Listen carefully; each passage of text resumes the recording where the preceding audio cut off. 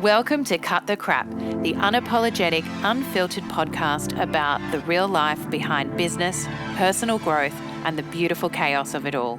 I'm your host, Kirsten, a creative founder, business mentor, and mum, navigating entrepreneurship in a way that's deeply human, never polished, and far from perfect.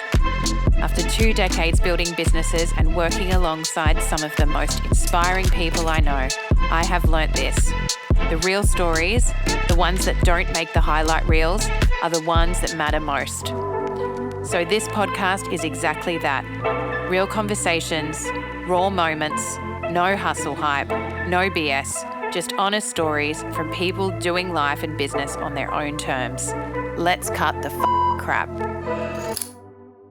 Before we begin, please be aware that this episode contains conversations around suicide, drug use, and sexual assault. These topics may be distressing or triggering for some listeners. Please take care of yourself while listening and know that support is available. We've included a list of relevant support services in the show notes if you or someone you know needs help. Your well-being matters. Please listen with care. Welcome back to another episode of Cut the Crap. I am so excited. Today is a new guest interview, and I have someone very special on the show with me today. So her intro starts when we first met about nearly 14 years ago, when she sauntered very loudly into my office at Division Models. And her name is Missy Robinson. We have actually recorded an episode of Cut the Crap already 5 years ago. Yeah, I can't believe it's 5 years. That was our first episode that we ever did. So it's pretty wild. Yep. Didn't actually go to air. No. But it's okay because we're here again. We are indeed. So it's kind of really good that you're the first guest interview and our first ever interview for popping the cherry for the guests. Yeah, for the first one.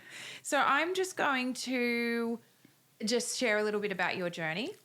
You've had a hell of a journey. You've been through everything to get where you are today, and it's no small feat. So I'm just going to go through a little bit about who you are now. So Missy Robinson is a transformation coach, mental health advocate, women's fitness cover star, who's lost 60 kilos. That's 60.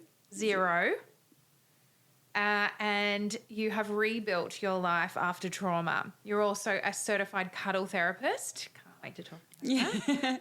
And global speaker, known for your raw and real take on your getting from struggle to strength. And I know you on so many other levels than that. Yeah. But that's professional. That's a nice little blurb. Yeah. That's your elevator pitch. So, all right, let's start at the start. So tell me about where it all started for you. I mean, I guess ultimately it all started for me when I joined the army. Up until then, I was happy, healthy, fit, destined for great things. My future trajectory was sort of, planned out, mapped out, whatever you want to say. Where did you grow up? Like, what was your childhood like? I had an amazing childhood. I grew up predominantly with a single mother. My parents were young when they got married and had me. They actually eloped from New Zealand to Australia. Yeah, Mum was a little bit of a rebel. And then when I was 2, they parted ways. So her and I moved back to New Zealand, and we spent 8 years living in Wellington, spending a lot of time with my grandparents. They were sort of like my surrogate parents because Mum was working so much. You have very similar childhood stories. Yeah. And then when I was 10, we moved to Australia because Mum knew that there would be more opportunities, not just for her, but for my future as well. So I've been here ever since. And then various places around Australia and Queensland. Yeah. So tell me about your sort of start into the army. How did that all start? So I did Army Cadets. Actually, a really funny story how I got into Army Cadets. So it was grade 8. Mum had told me that we were going out to dinner, and I was super excited. It was like a Monday night.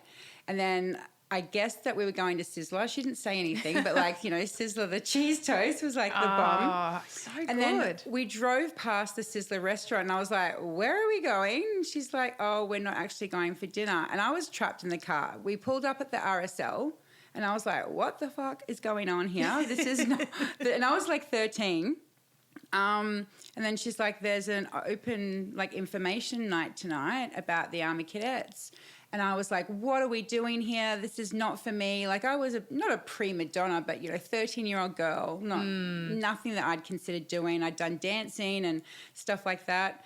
By the end of the 3 hours, I was hooked. I was like, yep, I want to do this. Yep, sign me up. So what do you think it was about your mum must have known something I mean, I was always super adventurous. I mean, I'd grown up spending a lot of time by myself, but with my grandfather. Yeah. And we did a lot of trout fishing and water skiing. So I was always very outdoorsy. Okay. And a bit of a tomboy. So I think that was sort of, Yeah. and I think also Mum was concerned about my future. I was not a troublemaker as such, but I was a scallywag, as my family calls it. So I think she probably wanted to add a bit of discipline and structure into my life. Yeah. And I feel like when you're a single parent, you tend to go through that stage. I know I went through that with my older two boys where you're like, okay, am I giving you enough? Do you have enough strong role models? Yeah. Should I be enforcing more discipline in your lives, structure, routine, especially with,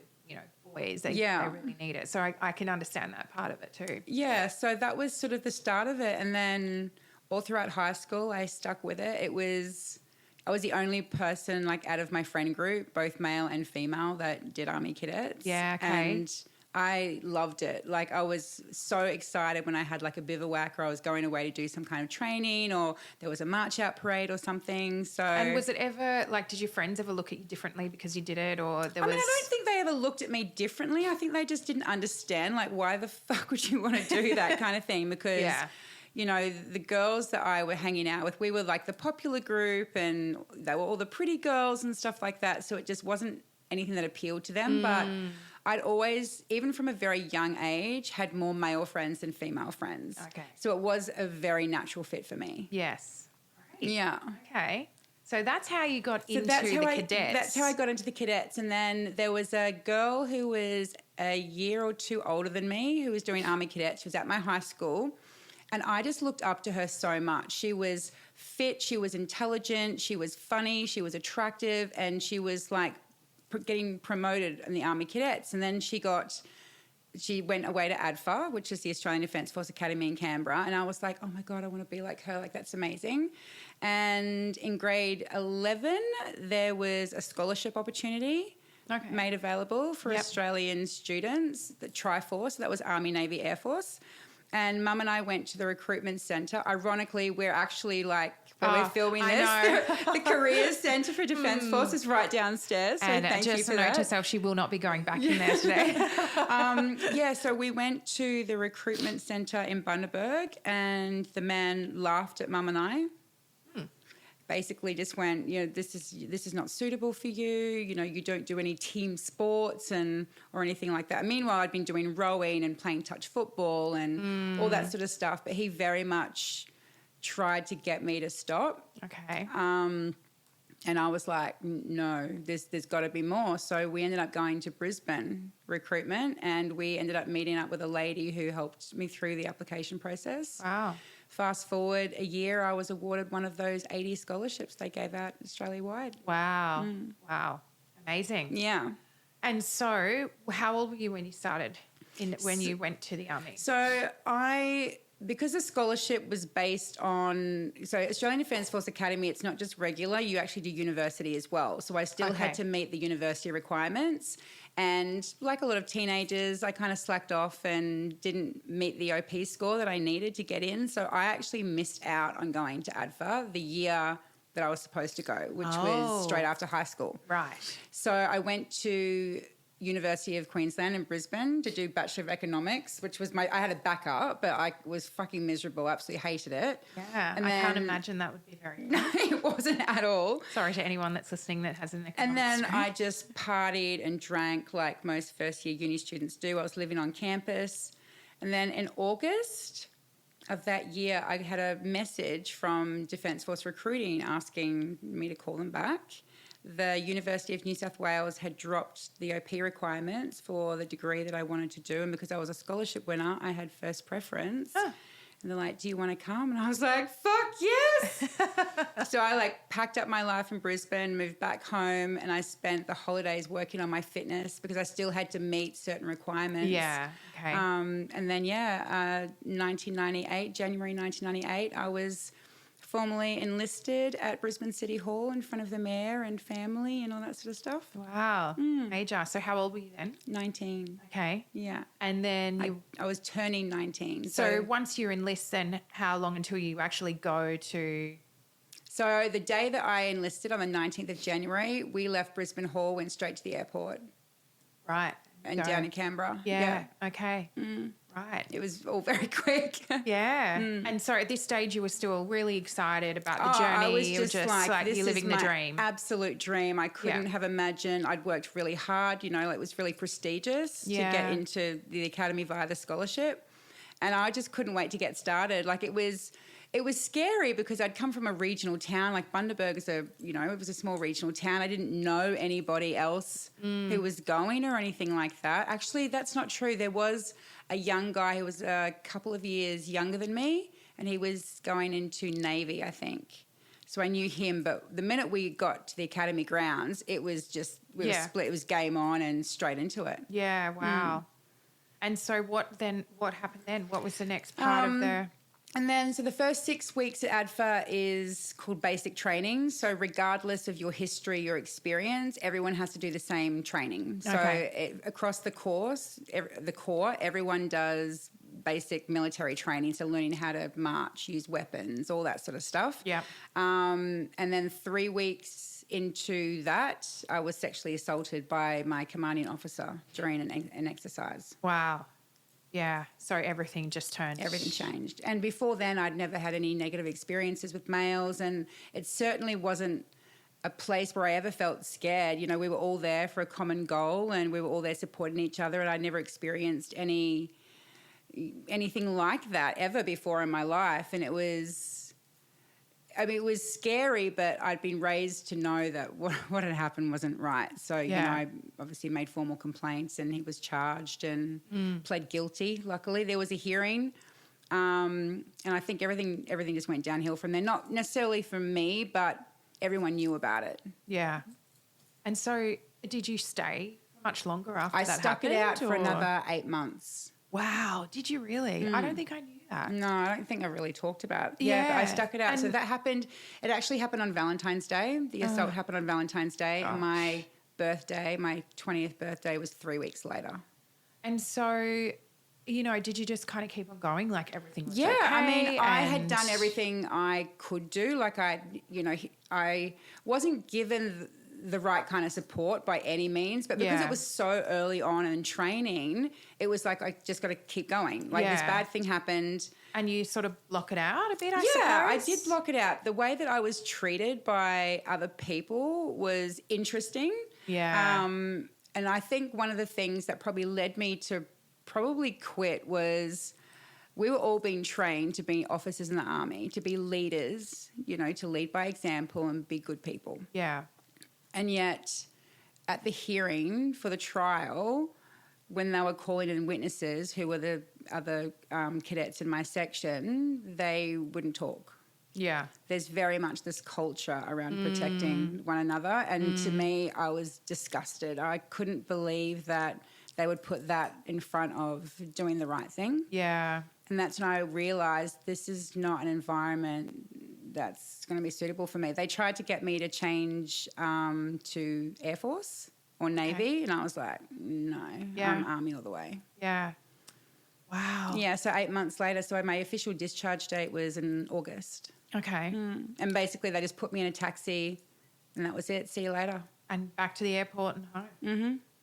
And then what happened when you got home? I just had to start again. I never had a backup plan. That was not something I ever really sort of planned for or thought was ever going to happen. I thought I was, I'd signed a contract committing to the Army for 9 years. Yeah. So I didn't really know. So I just kind of I went back home to my parents and kind of had to work out what the fuck am I going to do. This episode of Cut the Crap is brought to you by Bespoke Creative, strategic brand and marketing solutions for visionary businesses. If you're building a business but your brand still feels like a work in progress, or you're stuck in DIY mode and it's just not cutting through, they get it. That's what they do. Bespoke craft powerful brand strategies, compelling content, and high-impact marketing campaigns to help businesses grow, scale, and stand out. Visit bespokecreative.com.au to learn more or book a free call. And how are you feeling at this stage? I hadn't really been, not looking back, knowing what I know now, there were no signs or symptoms then when I first got back to the army. I first got back from the army that there was something wrong. Okay. It didn't start, the signs and symptoms didn't start happening until leading into the next year. Okay. And so during that time, what were you doing then? You started working? Miserable. I started working full time. I got into a relationship. I was living with this guy that I was in a relationship with and just trying to survive. Meanwhile, because I'd still never had any counselling or anything like that. So meanwhile, I was just surviving, doing what I thought I needed to do, work, make money, have friends, have a life, all that sort of shit. Yeah. And then when did everything start to change? Hindsight's such a wonderful thing. Isn't it just? The first sign that there was a serious problem was my partner at the night at the time had gone to my parents for dinner. It was like a Tuesday night or something. We'd had dinner. It was a really nice dinner. Nothing had happened at all. And there was no talk about what had happened to me. It was just sort of, it's not like it was ignored, but I never told anyone outside of the medical team and my lawyers what happened. Did you tell your mum? No. Right. So your mum didn't know at this stage. She knew something had happened, but I'd really played it down. Oh, Missy. Okay. Wow. Yeah. She didn't know until probably 5 years ago, the full extent what happened. And then, so this particular night, and then we left dinner to go back home, and it was literally the way to describe it is like a brain snap. We were driving and something literally just flicked the switch, and I was like, I need to get out of the car. And I was like, stop the car, I need to get out. And he's like, I'm driving, I'm not going to stop the car. And I was trying to get out of the car, and I was hitting him, trying to get him to stop. He eventually stopped by this swamp called Baldwin Swamp, and I literally just ran into the swamp and just hid and was just crying. And he was like, what the fuck is going on? Yeah. And he called my mum, and then my mum came down and eventually coaxed me out. And that was the first sign. At the time, Mum was like, this is really weird. What is this about? There was never any connection, or mental health back then was not as openly discussed as what it is now. Definitely not. And that was the very first sign. Now that I know everything I know, that was the first sign that there was a fucking problem. Right. Okay. Yeah. That's And then things just snowballed from there. And those kind of episodes were regular. Yeah, and just feels like such a common, not so much your story, not a common story, but that thing with women whenever there's a situation or an event like that happens, it's always put down to hormones. Yeah. Or, disregarded as a mood swing or, but it's but what is causing that? Yeah, absolutely. Why is that happening? Yeah. There's got to be a root to it. Yeah. And I think, obviously we grew up in the same generation. It was very much a generational thing, that sort of thing. I think even more so in our parents' generation, it really just was not discussed. Well, this was 1999. Yeah. I mean, it's a long time ago. God, we're so old. It feels weird. It's like when you're playing it's like you're playing a lotto game. What do you call it? Scrolling the pokies to get to your number of your age, of the year of your birth. So fast forward a few years later, and you end up being diagnosed. Yeah, so I wasn't diagnosed until another 10 years later. With? My first diagnosis was bipolar disorder type 1 with psychosis. Okay. And then all the other diagnoses followed. Right. Yeah. And so during that time, that 10 years, what was Missy doing? Missy was living alone, hiding her life from everyone. I am and was very high functioning. So when I moved to Brisbane and got the diagnosis, I was working in a senior management role for property developers. Like I had a very high-paying, high-level job. Yeah, and that's not an unusual story. No, I think it was easy. I just worked and worked and worked and worked. And at the time, it was 2008 when I was diagnosed. So I was single at the time. Okay. I had just finished doing a PR tour with Dennis Rodman in Australia, which was wild. We need to talk about that in a minute. And so the diagnosis just stopped everything. Yeah. It just literally halted my life. Yeah. So when I met you, you It was only a couple of years after that. Yeah, that's right. And I mean, you were louder than life. You were larger than life. And Physically and literally. Well, I mean, but you were you. You were unapologetically you.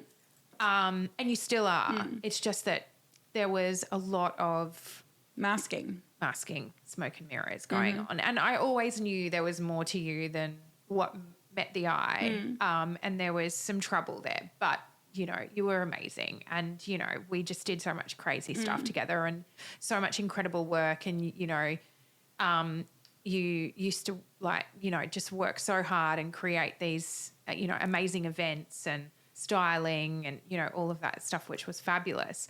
And the one thing I remember was when you used to have your desk in the office and you would be on the phone and nobody could be on the phone when you were on the phone. Nobody could speak when you were, and the girls in the office would look at me like this and be like, it's okay. But, you know, it's, you really were high functioning, like, you know, in so many ways. But it was, back then, you had my Rebel Collective then, right? Yeah, the Rebel Collective. Yeah.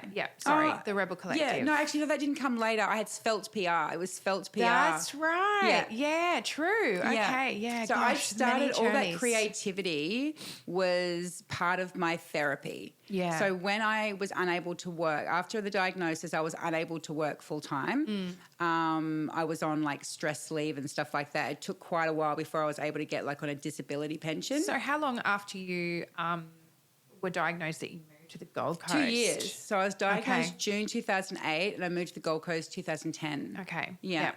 And it was, I guess, a chance for me to just start fresh, you know, like create a new life for myself. Yeah. And I'd been doing the styling and all that sort of stuff. So that was kind of how I'd built a profile and was able to move to the Gold Coast.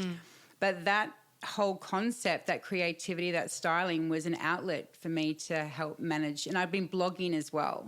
So I was writing about my experience. Yeah, I was writing about my experiences and just trying to process everything myself. And that was a really good creative outlet for me. I never imagined it would turn into a fucking career. Yeah. Yeah.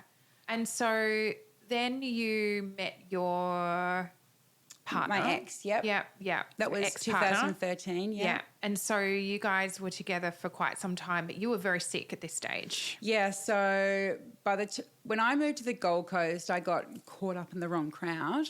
And that's where I'd already been experiencing drug abuse and alcohol abuse from self-medication when I was in Brisbane. Yes. But when I moved to the Gold Coast, it was like so much worse. Yeah.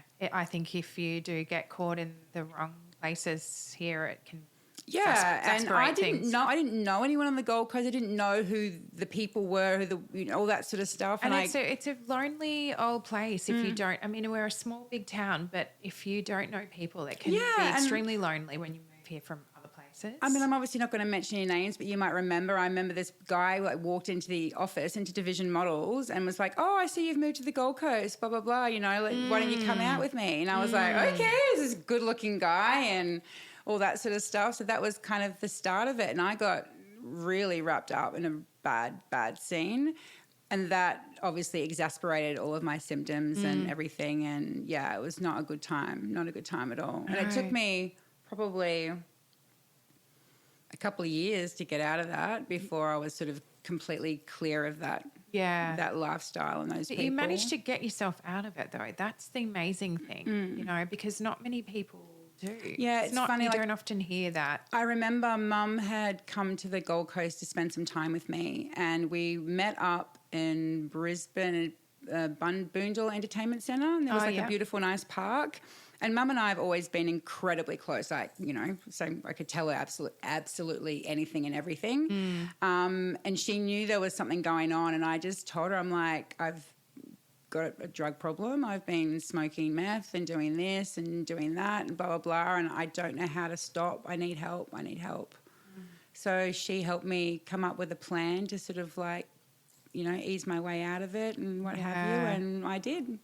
Amazing. And that shows the strength and courage, that you've obviously, you've always had that there, because it's like can't be easy to get through I that. think the reason why it's not like I was easily led, but I so desperately wanted to be like everyone else. I so desperately wanted to be normal. You just needed to feel normal. Yeah, and to feel like I was part of something, and that, that whole scene is, it's not real. It's not healthy or anything like that, but it made me feel like I was normal.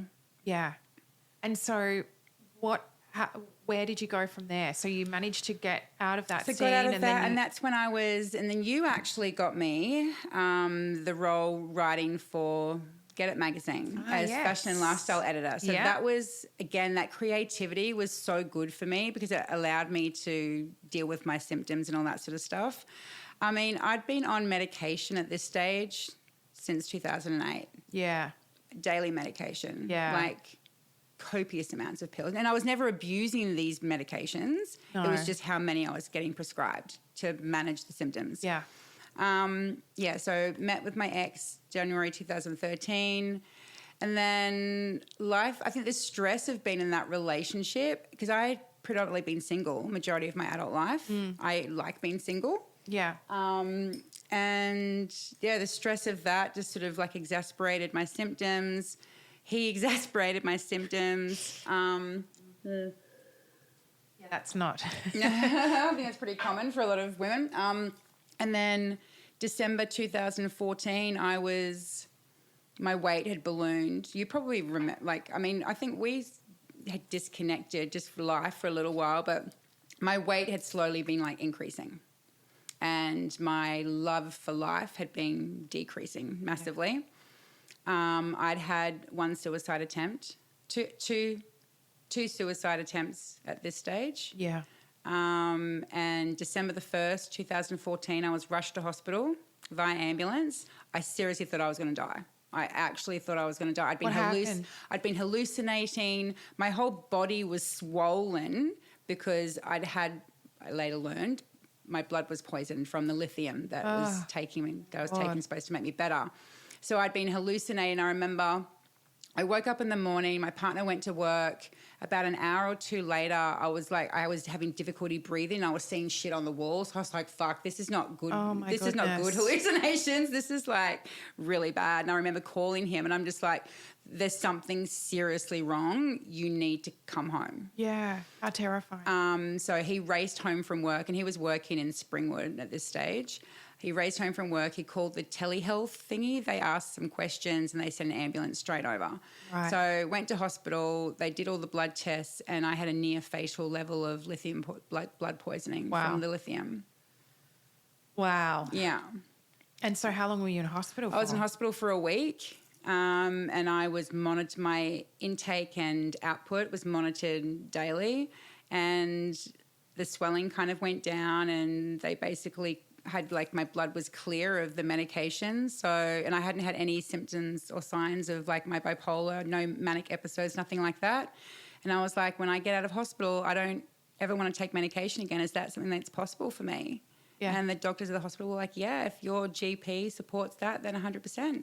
And that was the turning point. And that was the turning point. I've not had any psychotropic medication since 2025. Wow.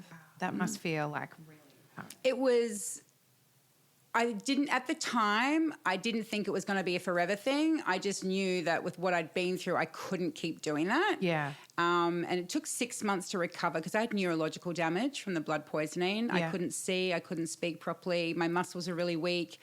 I had really bad kidney failure. Had developed hypothyroidism, all these other physical ailments as a result of it.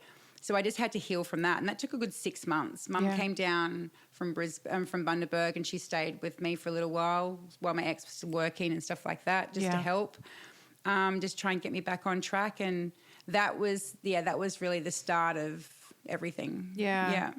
And the real healing. Yeah. And so, and then what happened? Because, I mean, you have shared a lot about this on your social media. You've been very open in the past about this journey so far. And then along with that came the beginning of this big weight loss, right? I mean, the weight loss, it was learning. I became an expert in my illness. I'd done therapy and all that sort of stuff. And I'm just like, if this is a part of me, I need to know everything. I went to bipolar support groups. I, had different therapists. I did research. I reached out to places overseas to sort of, look at different, alternative methods, treatment methods and stuff like that. So I very much became an expert in what I had. Yeah. So my final diagnosis, and these are all incurable.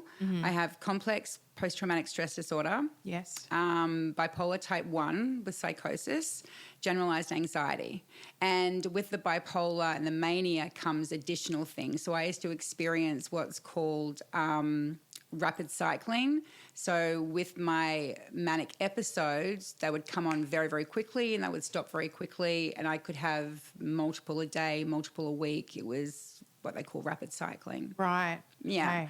So I learnt so much about that, and then I knew healthy body, healthy mind. That always stuck with me, healthy body, healthy mind. But when you're unwell and you have an unhealthy mind, you don't have the capacity to focus on being a healthy person. No. Just fucking surviving is like you're only, I was in fight or flight survival mode for years and years and years. I didn't know anything different. Yeah. So I did my certificate in nutrition to learn. I'm just like, well, I'm eating all this food. I need to know what it's doing to me, why I feel the way, all that sort of stuff. And that was the really sort of start of the weight loss. And then I was like, this is it. I need to lose, I think at the time I was 120 kilos when I was admitted to hospital. Wow. And I was like, okay, I just need to lose 20. I just need to get under 100. I just need to lose 20. Yeah. And then I think I got to 32 kilo loss. Yep. And I was like feeling really good, all that sort of stuff. And my weight plateaued. And then I lost the remaining, I think I got down to another 20 kilos. I got down to 52. And I stayed that for years. And that was what I thought my base weight was going to be. And I think that was like 75 kilos or something like that. And then, in 2022, I don't even know what happened. The remaining 10 kilos dropped off, and I was sitting up until the last year because of thyroid issues. I've been sitting at 60 kilos for years.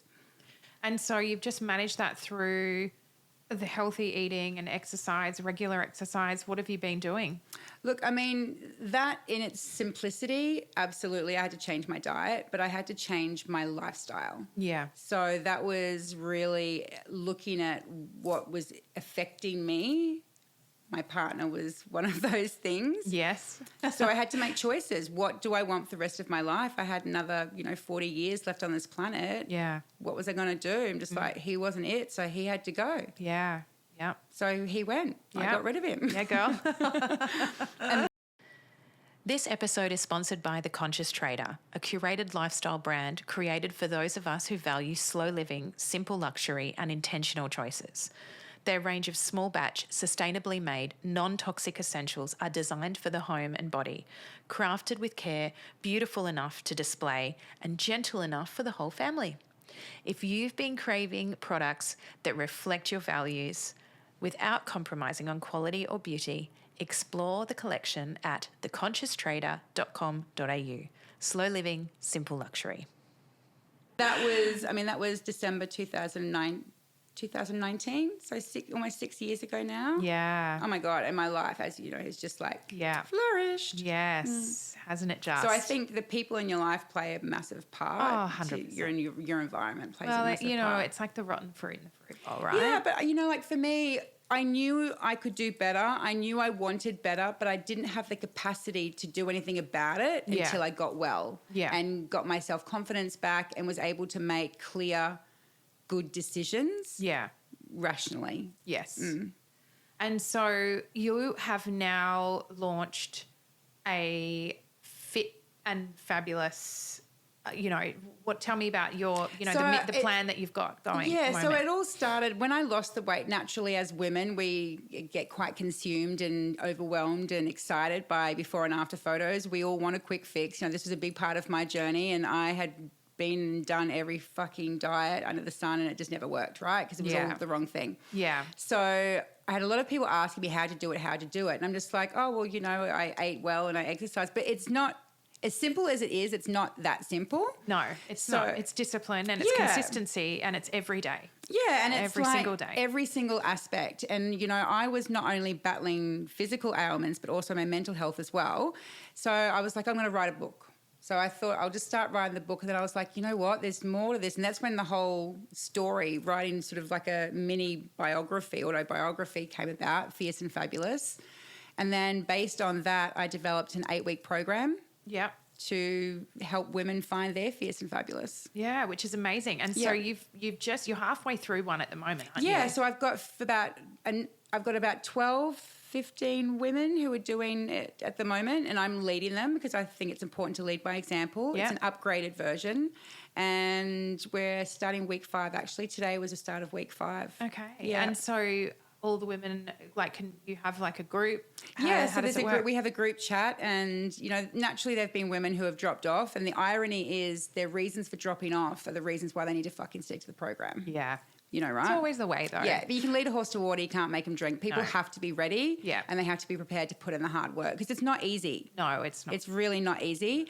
But the changes in these women and the feedback that I get on a daily basis is just unbelievable. Yeah. It's really rewarding for me. Well, I mean, I fucking know it works. I've lived it and I've lived it for years. Yeah. It's not like I lost weight and then 6 months later I'm releasing a program. It's been, I've been maintaining it to prove that it works. Yes. So you've seen the changes in them. And for me, the weight loss is great. We all want to lose weight as women, whatever. But their mindset changes and the way they see themselves and their motivation and their confidence is it fucking just makes me feel so good. Yeah. Because I want every woman to feel as good as I do and to love themselves and love their life as much as what I do. Yeah. And it's so hard sometimes when you talk to people and you know that they could have something better, but it's just understanding. I mean, God, I remember themselves. how many times you and I, over our years of friendship, would talk to me. I know you're expressing concern, you probably just wanted to fucking throttle me with the shit that I was doing, but you also have to be ready. Yeah, everybody needs to be ready. Yeah. And that is the first step. I'm saying you just have to start. That's all, but having to start means having the mindset to be able to start. And that may not necessarily be there yet. So actually picking up your joggers, putting them on your feet and walking out the door is actually a really hard thing for some people to 100%, do, right? And I've been there, and it's daunting because everywhere in the world is planted gyms and this and that. Healthy, beautiful, sexy bodies in tight gym clothes, and it's it's not everybody. No, that's right. And for me, especially when it came to exercise, the amount of money I had spent on joining gyms and never going, I want to do it, motivation, but I just didn't enjoy it. I was like, there has to be another way, and there are other ways. And so while we're talking about that, then, what do you think is the mindset shift? What do you need to do to get ready before you're ready? So that mindset shift, how do you get there? What's that? I think for everyone it's different. For me, it was finally choosing life. Yeah.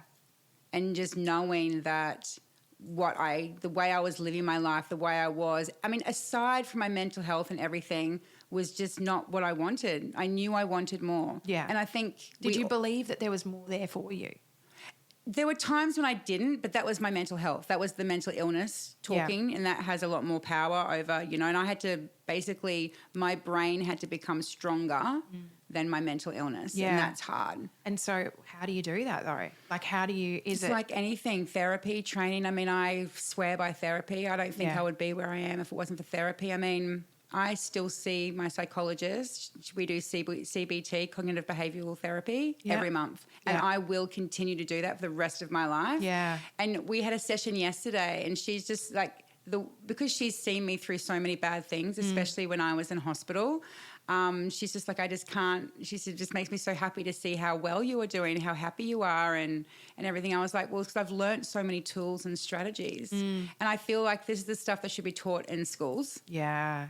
We should be taught how to manage our emotions, how to manage our finances, how to eat healthy and all that sort of stuff, not fucking algebra and bullshit that you never use, not practical stuff. Like, it's the bare basics. And as like, you know, for me, I was 40 years old learning how to fucking be an adult. Like, it's crazy. Yeah, it's hard. Yeah. No, I think, you know, there's a lot of more awareness around mental health when it comes to children and in school. However, I mean, and I'm not a school teacher. I don't work in the education system, so I don't know this for sure. But all I see as a parent who is schooled 2 children through school all the way through, and another one is going to start in a few years, is like there's so much focus now on the word anxiety. More focus on the word anxiety, and I don't actually think that it's being actually looked at as to what it is. And, you know, a lot of the time, you know, with behavioural with children, it's diet related. Yeah, and because obviously our gut is like, you know, manages all of our stuff. But I think, that's you your know, second these brain. buzzwords get thrown out. Like, anxiety is an actual diagnosis. Yeah. You can feel anxious. Yes.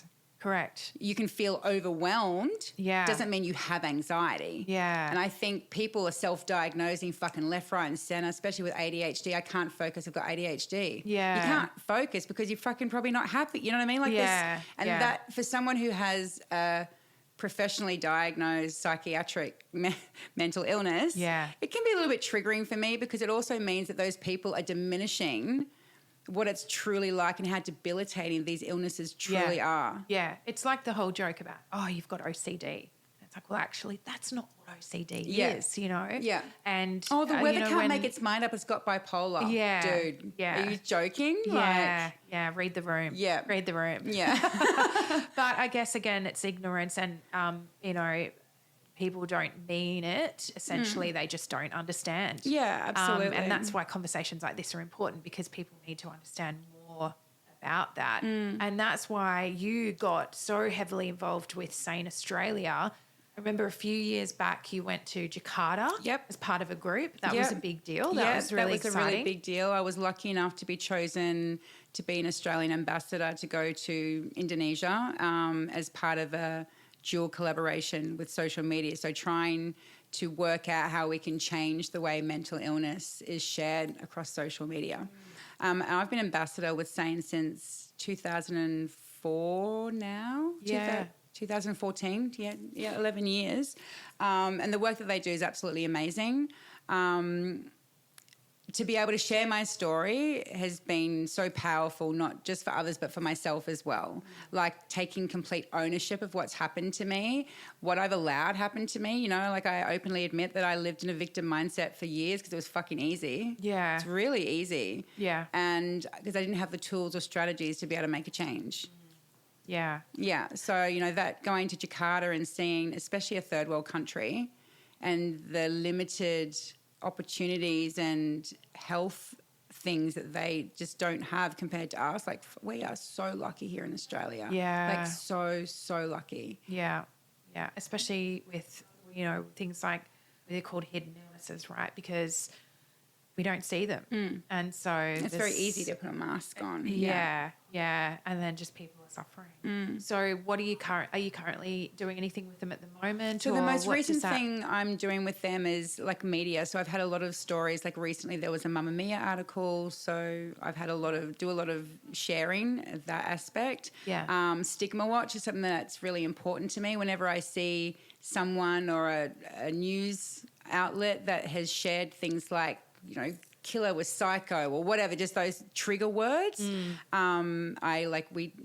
have like a special format where we like let Sane know, and they do their best to educate journalists to that's great. Not use certain words that are triggering. Yeah, amazing. And so also part of that, your sort of, you know, mental health support journey, let's call it, has been cuddle therapy. Yes. So I know there was a little bit of media furore around your cuddle therapy. It's fucking crazy. Even the Today Show. Yeah. Was it the Today Show? Was it Today Show? Yeah. The morning show, Channel 7. The morning show, yeah. yes. So Channel 7 were quite interested in your cuddle therapy. And I think it's been interesting to watch the clickbait. The clickbait, oh my God, it's hilarious. You know, it's almost questioning your authenticity of like, you know, is this everyone like assumes I'm a sex worker. glorified Exactly. sex worker?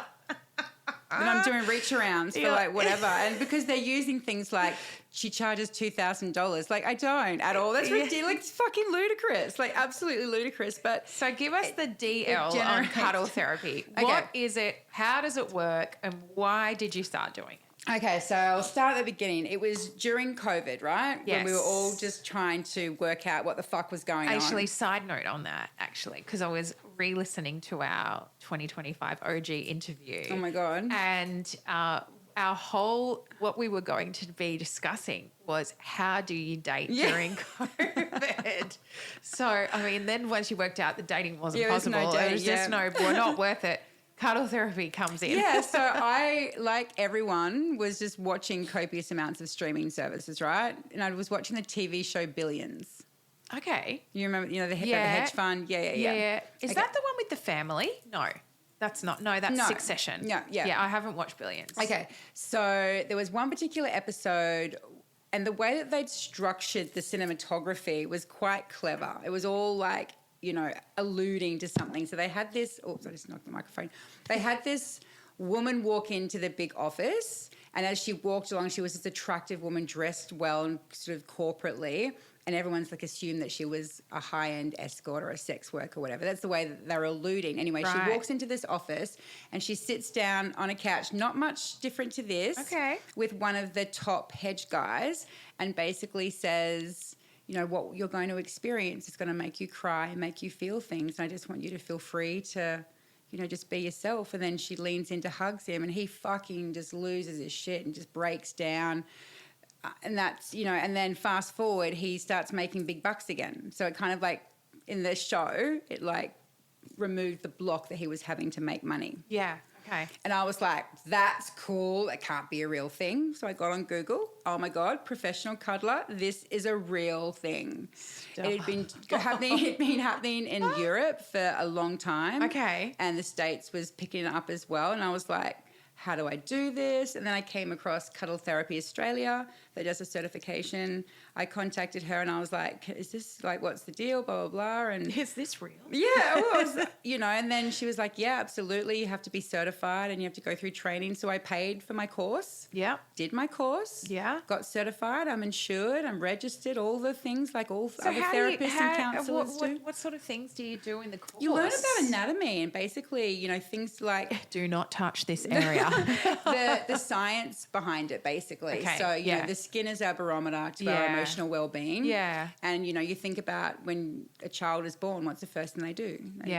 Skin-to-skin contact. We know the benefits of hugging. Like when you haven't seen someone for so long, you give them a hug and you will feel good, and a mummy cuddle. Everything feels good after a mummy cuddle, that sort of stuff. And airports, everyone's hugging from love and respect and whatever. Yeah. So I learned the science behind it, that when you hug someone, even if you hug yourself, it releases oxytocin, which is the feel-good hormone. Yeah. And I didn't have a lot of that as a result of my mental illness because my cortisol levels were all fucking shot to shit. Yeah. So I was like, oh my God, and it can like reduce inflammation and it can like help with sleep, and there's all these like incredible proven scientific benefits. I was just like, oh my God, this is in addition to all the stuff that I'm doing, maybe I can help people this way as well. Yeah. And from having a lot of friends who were veterans and FIFO workers, I knew how much they were missing human touch, and also how human touch had affected their day-to-day life with their PTSD. Yeah, okay. And I was like, if I can help people, then fucking bring it on. Yeah.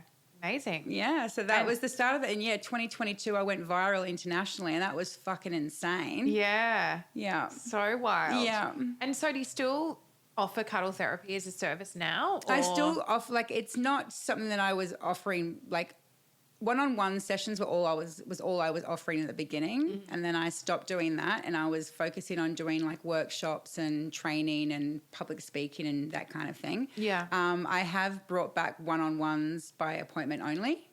But yeah, I mean, for me to be able to go to a workplace, you know, I really want to start working more with first responders and, you know, offering as a form of like wellness. In the workplace. I think that's incredible. Because people they get massages in, so a cuddle therapist, you know, it's touch therapy. Yeah. Wow, that's amazing. Yeah. And so do you know how many cuddle therapists there are in Australia? I mean, I think I'm the busiest. There's there's a lot of. I mean, it really depends as well. Like registered with Cuddle Therapy Australia around Australia. I'm not 100% sure. There's a few of us. There's quite a few of us. Yeah. We all have different services. Like some of them do Reiki, and some of them, you know, are massage therapists. So it's usually an add-on service. Yeah. Okay. Like for me, being a mental health advocate, I have a lot of training with regards to peer-to-peer. So that's an additional service that I can offer as well. Yeah. So it's kind of like a counselling session, you know, during these cuddle therapy sessions. So yeah. Aww. But there's more than what you'd realise. That's so good. So nice. Yeah. Just to give me a little, you know. Everyone feels good after a hug, right? Yeah, definitely. And you have an event coming up in a couple of weeks on the 12th of August. Yes, so I'm speaking at an event down at Mondrian, the Gold Coast, on the 12th of August, and I'll be sharing a little bit about my story and doing not a group cuddle therapy session, but a condensed cuddle therapy session with everyone that comes along. Okay, so what's the goal of the day? What's it all about? So I'm just a guest speaker. Yeah. So the whole concept is about matches and mindset. So there's other facilitators that are going to be doing breath work and stuff like that. So the whole concept is obviously connecting with yourself and connecting with others. Yeah, just feeling good. Just feeling good. With Who doesn't want to feel good? Exactly. On the beach. I don't know if I'm into matcha myself. I've never had it. It looks great. I don't know if I'd like it. I don't do caffeine, so I can do decaf coffee, but I'm just not, it's a different format of caffeine. Does it taste like coffee? No, I don't think so. But I have been told that it can taste a little dirty. Oh, okay. It doesn't sound like fun. And then, but they put, anyone can correct me. There's some matcha specialists. It's got some very good benefits to it. Yeah, okay. But yeah, I don't think it's my vibe. Yeah. So, your background, we kind of we sort of missed this little part, but your background, you had the Rebel Collective, you had Svelte BR before that. You have done, everything from PR, socials, branding, event activation, you've kind of done it all. The funny thing is, though, the only formal qualifications that I have is in law. So I have an advanced diploma in paralegal studies. And you also have your real estate license and you're a JP. Yeah. So you could do it all. So my background is actually property primarily. Yeah. That's my formal qualifications, but I was lucky enough to get a marketing job for a property developer when I was in Brisbane, and that's where I really learned about events and marketing strategy and stuff like that. Yeah. And I fucking fell in love with it. And it's that creative Pisces vibe, isn't it? Just I mean, I remember when you and I were talking about events, we'd get so carried away. Yeah. We're going to have this music and this is going to be the entrance and this is going to be the dance we're going to do. And it'll be black stage.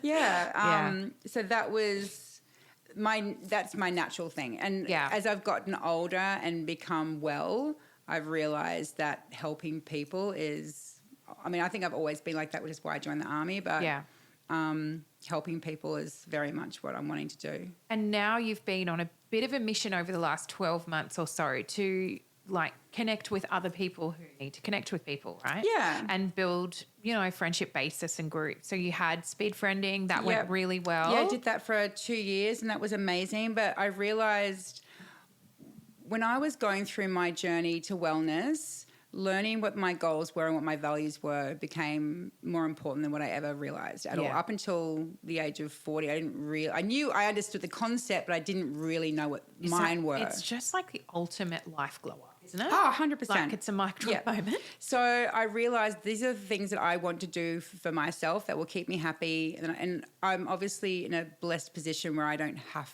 to work. Yeah. I have money. I don't have to work. Yeah. So whatever you do, you choose to do it because you want to do it. Exactly. It's passion projects. It's done with passion. And the speed friending, I had no fucking idea that was going to kick off the way it did. And it just shows you how. It just grew so much. But it got to a point where I was working. Yeah. And I was like, this is not my goal. This is not how I'm wanting to spend my days. And I was starting to get stressed about meeting these deadlines. And I was like, oh, rein it in. These are triggers for me. Yes. Managing my mental health, even though I'm well, is something that I have to do on a daily basis. Yeah. And I now don't take that for granted. So the minute I start to feel like I'm getting sucked back into that sort of lifestyle, that swing, I'm like, oh, hold up, what's up? So I stopped doing them. Yeah, it's upsetting for the people who wanted to go along, but there's always going to be someone else doing those kind of events. You know what I mean? And I relinquished that obligation that I'd always felt. Yeah. And so since then, what else have you been doing in that space? Really just focusing on growing all of my resources, building my program. We actually have an event that you and I co-hosting. Stop it. Coming up at the end of or towards the end of August, which is called the Supper Club, which is a concept that I had a long time ago that I'd spoken to Kirsten about. We even had a shared Pinterest board. Yes, and it just, we still do, actually. We still do, and it had just sat in my notes until, the time was right. And it was like, yep, okay. And I said to Kirsten, I'm like, I'm happy to do this, but these are my boundaries. And that was something that I obviously had never really dealt with before either, is being very clear on my boundaries, what works for me. And do you think it's also, obviously I know that you've worked really hard on that, but now that we're in our 40s, do you think that that's just something that I don't want to diminish it, I'm not diminishing it at all, but I do feel that is something that we become very clear on when you get into your 40s. I think because after, obviously let's scrap the first 20 years. After 20 years of dealing, because you're a child basically, you're just learning to live in the world. Yeah. The next 20 years, you have all these experiences with people and with places and with businesses and whatever. And eventually, unless you're a fucking moron, you learn from that shit, right? So it's just like, I'm done. I know what this means. I'm out. Yeah. And I think that's why. It's like when you see the people and you're the bullshit radar and you're like, and I think you become less tolerant and you enjoy your peace. Yeah. And value your peace so much that you're just like, nah, this is no good. I'm out. Yeah. This is it, or I'm fucking, it's my way. Not my way or the highway, but those boundaries become a lot clearer and easier to maintain. Definitely. Yeah. Definitely. Yeah. So I'm going to ask you a couple of questions now. Okay. So what is one belief that you, now that we're at this point in our age, that you see that you had in the past that you've had to let go of? The plan. Yeah, okay. It's a big one. The plan. It's a big one. We all have a plan for ourselves. Yeah. Regardless of, and then we do what we can to adapt, but fucking shit happens and you can't always adapt. And I think, letting go of your plan, and it's not about just going with the flow and being chill, because you have to work. Yeah. And that's not physical work, but you have to do the work. Mm-hmm. But letting go of the plan and being adaptable to change. Yeah. That's something that I really struggle. One of the things that I've really struggled with is control, letting go. Yes. Yeah, I'm with you. I'm with you. Yeah. So what does success look like to you now versus what it used to look like? Success used to look to again, because I was always wanting to keep up with the Joneses, because I thought if you see me like this over here, you're not going to see what a fucking mess I am mentally and emotionally, right? Mm. So now that I'm not worrying about that, being authentically myself and not giving a shit what they say.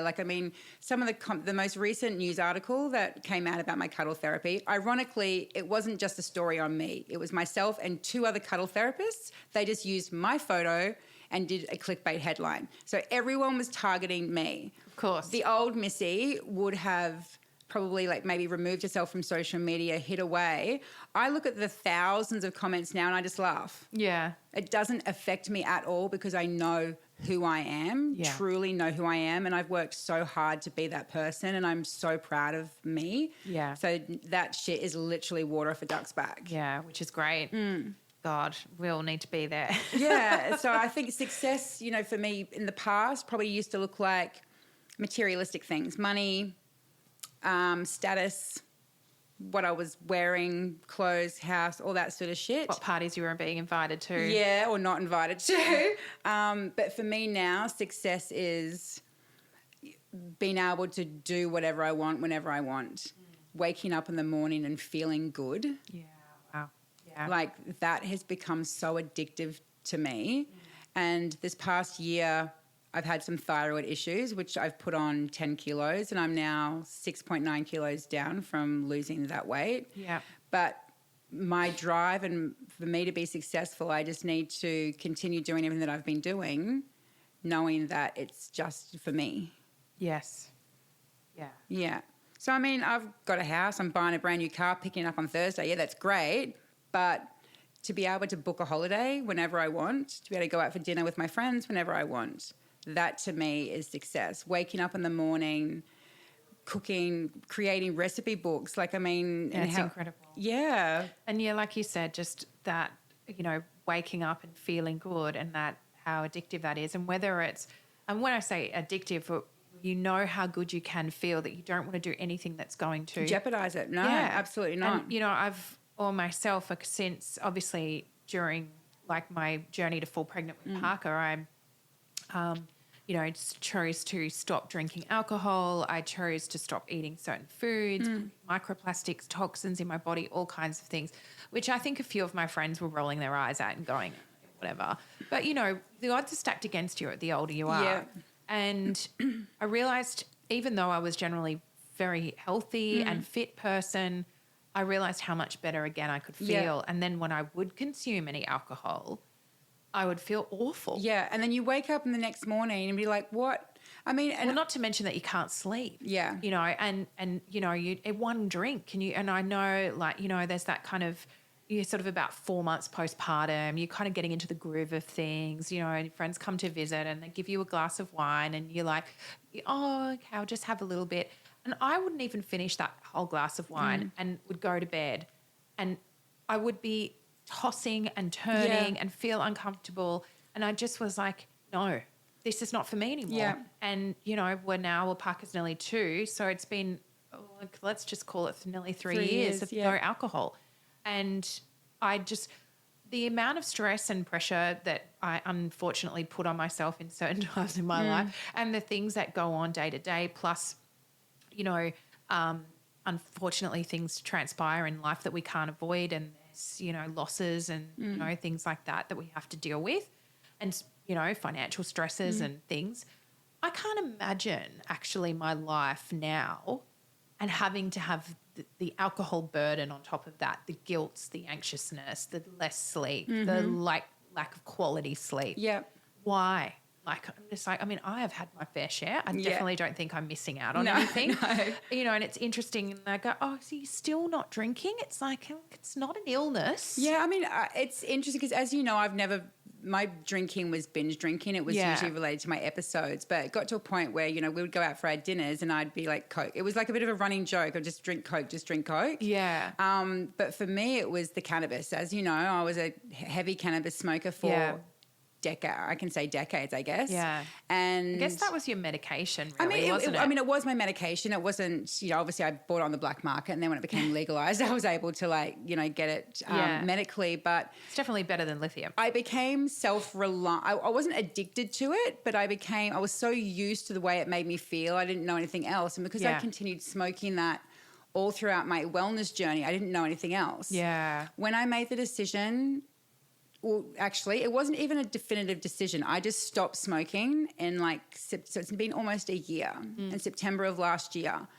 I have not touched anything. I literally went cold turkey. Yeah. And the way that I feel now, is just like, holy shit, this is what I've been missing. Why didn't you do this sooner? And it's, I guess because I've been relying on it every day for so many years, I didn't know any different. So I didn't realize how much of a fog and how cloudy it was actually making my brain and what have you. It's not like you could tell I was a stoner. I mean, it's not like I would. No. I mean, I was always stoned, but I mean, it's not like I was.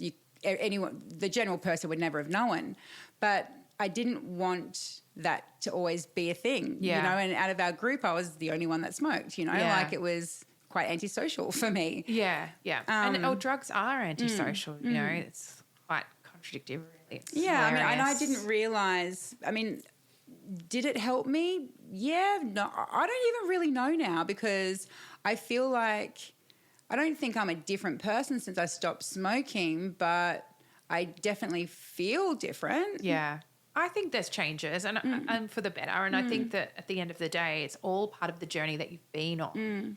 And had you have stopped smoking 10 years ago, I might have, I mean, I could be dead. It may not have, you may have ended up, you probably, I feel that your brain and your body definitely needed something to help you manage your journey. Yeah. And if that was, you know, the worst it was going to be, well. I mean, that's the thing. I think after my, you know, drug abuse with, you know, the bad stuff, for me, cannabis was like, this is like the best, the best option. The best of the worst. Yeah, absolutely. And I still am not a big drinker. I can't even remember the last time I had a big night. It would have been probably in Bali or something. But yeah, it's feeling good. Yeah. I love feeling good because I appreciate and value it so much more than if I hadn't have gone through what I'd been through. Yeah. Like when you wake up after a really shit sleep and wonder if that's the day you're going to die, either because of what's going on with your body or because you choose to take your own life, it's like a distant memory. Like it's weird. I remember very vividly what it's like because I'm scared as fuck that it could potentially go back. That's why I work so hard every day to make sure that doesn't happen. Yeah. Wow. Yeah. Yeah. So good. So what is one piece of advice that you'd give someone who's right in the thick of it, like the messy middle, the self-doubt, spinning plates, just trying to get by, don't really know they want more, but you know, what's your advice? I mean, this too shall pass. Taking every day, you know, we talk about the plan. We're always planning for next week, next month, next year, next century, whatever, but just focusing on the next 5 minutes sometimes, like when you're in that fight or flight mode, is the best thing you can do because things change so very, very quickly. Yeah. So I think just taking a moment and like taking time to yourself as well. Okay. So come to the end. Ooh. So now I've got my questions for you. I've just given you questions, but these are like my closing questions. Okay. So what does your daily non-negotiable look like? Something that keeps you grounded? Walking my dog, waking up, walking Nix. Yeah. Yeah. And what's one thing you've stopped doing that made space for more of the life that you actually want? Caring what other people think. I finally realised that people don't think about you as much as what you think. Yeah. Does that make sense? 100%. You know, like you go somewhere and you're like, oh, you're so worried about what people think. They don't give a fuck about what you're doing. They're too busy worried about themselves. Yeah. You know what? The perfect metaphor for that is New York City. So when you're in New York and you're walking around, you're like, you know, when you're walking anywhere and you're walking down the street, you know, and there's lots of people around, even let's just say Brisbane City, right? Because Gold Coast is not that busy. You walk around Brisbane City and you're looking, people will look at you, people will make eye contact, you know, sort of like, especially if you've come from, like, when I first visited New York, I'd been in LA beforehand. So everybody looks at everyone because you're trying to work out if someone's a celebrity. Yeah. You know, everyone is doing it. Is that such and such from, you know, and is that guy from... So when you're in New York and you're walking around, well, firstly, you can't stop because you just get pushed along. And secondly, no one is looking at you. Like, nobody. Everyone is just in their own mode, doing their own thing, minding their own business, doing their own, and like, you know, getting to their own location of where they're going and what they're doing. It is awesome. Yeah. There's something about it that is just like next level. It's like And I think, wild. we do internalize stuff. There's that negative self-talk. If you go into a room or a party, you think people are looking at you. Well, they're not. I mean, they could be looking at anyone that just fucking entered a room, you know what I mean? Like this internal negative self-talk that we're like, oh, it's all about me. It's like, it's not actually. Yeah. No one gives a shit. So that was probably one of the biggest things that, Yeah, that's a good one. Yeah. And so, okay, so now the cut the crap Cut the truth bomb. Oof. So what's one thing in business or life that you used to believe, but now you call bullshit on?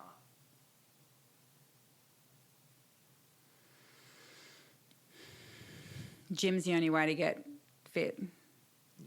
Yeah. Okay. Care to elaborate? And personal. I mean, like that was such a big block for me. I remember, because everyone tells you, and this is for years, like when I was diagnosed, Britney Spears had just had her big mental health breakdown. So that was the very first time that mental illness like bipolar was so heavily broadcasted and people were talking about it, right? And everyone was like, oh, the only way you can get healthy is go to the gym. It's not necessarily exercise, but go to the gym and eat healthy. It took me a while to get the healthy part right, but I was like, okay, the only way this is going to work is I have to go to the gym. I have to go to the gym. That pressure that I put on myself was just obscene. And because I didn't like it, I was like, what's wrong with me? Why don't I like it? All these other people love it. What's going on? Blah, blah, blah. You don't see results. It just this spirals, right? Yeah.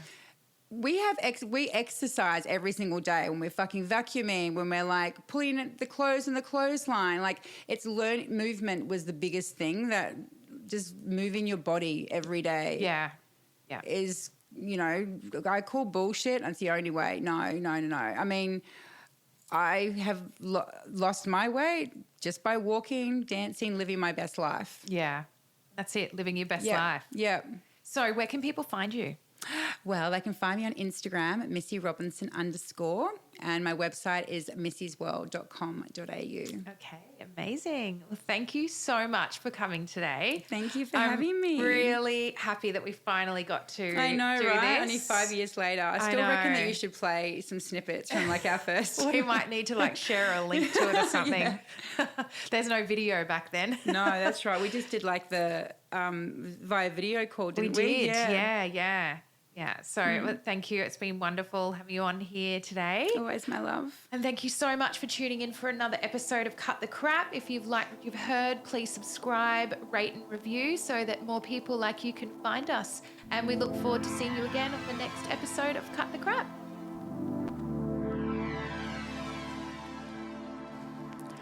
Thanks for tuning in to Cut the Crap. If something in today's episode resonated with you, made you feel seen, or sparked a new thought, don't forget to subscribe, leave a review, and share it with a friend. Remember, real life is messy, business is personal, and growth isn't always glamorous, but it's always worth it. Subscribe wherever you get your podcasts and join me each week as we keep cutting the crap. I'll see you in the next episode.